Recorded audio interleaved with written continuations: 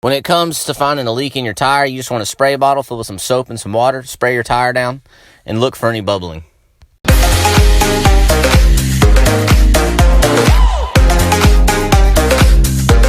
Go ahead and prepare your tire plug tool.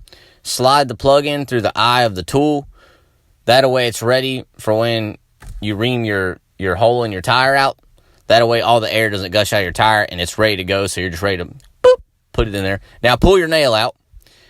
I like using cutters, but use whatever you can to pull that nail out or whatever's in your tire.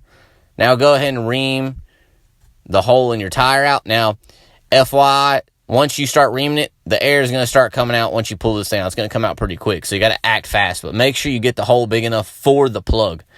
So like you can see here, I'm reaming it out pretty dang good. Just keep reaming. Just keep reaming. Just keep reaming, reaming, reaming. What do we do? We ream.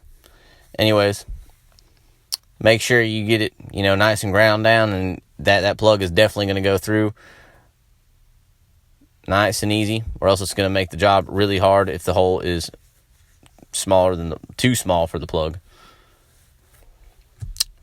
Yep, there we go. Boom. Now pull it out. Hurry up. Act fast. Shove the plug in your tire. It might take a little bit of force, but it can be done as long as you made the hole the right size. Helps to put your body weight on it. And you want to get the plug down as far as you can. See, look, you can't really see the plug, and just rip it out really quick.